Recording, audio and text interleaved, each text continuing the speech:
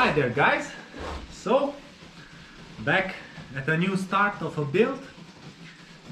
If you can remember, I posted some time ago the beginning of this chout.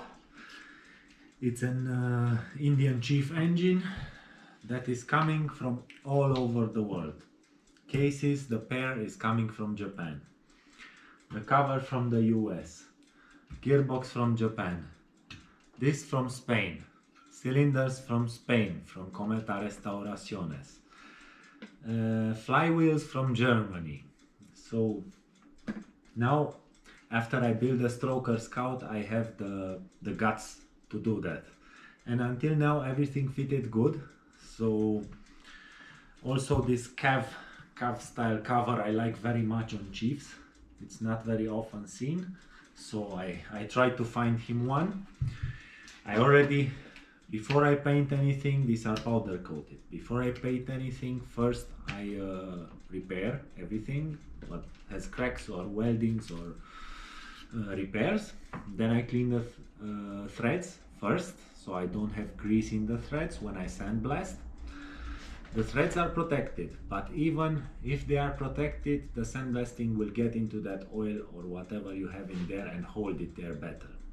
So threads cleaning, isolation for sandblasting, that is different from the isolation from painting. Taking it back from sandblasting, washing very good all the sand out that is left there from the sandblasting. Even protected, sand gets everywhere inside.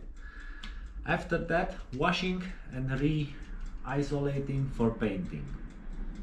Today I drove them to the paint shop to assist the powder coating, and now I want to clean all the tape out, wash a little bit the parts from glue that is left there from the tapes, and prepare the parts to be mounted.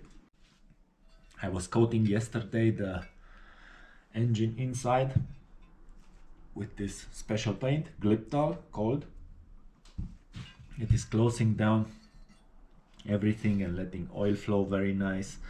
It's used in racing too. And now I want to clean all the threads and have the crankcases finally cleaned and ready to be mounted. I want to calculate today also the roller dimensions and the shaft dimensions and everything in the crankcase. I will time lapse the cleaning of the threads and the paint.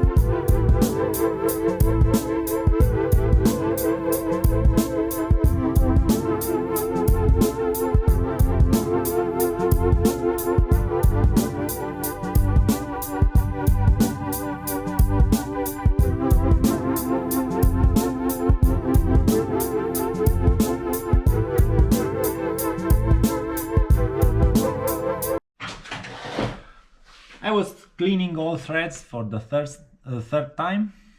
First before sandblasting, second time after the powder coating, and now I hope for the last time. I was cleaning all the paint down from the surfaces. Now I will use some thinner to take out this glue that I used to protect the parts from.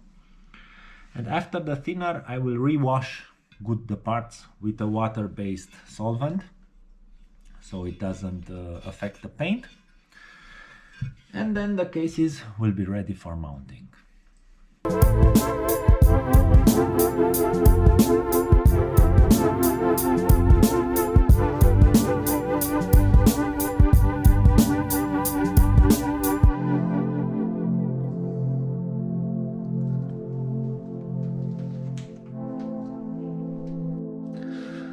So this is how the finished engine cases look like.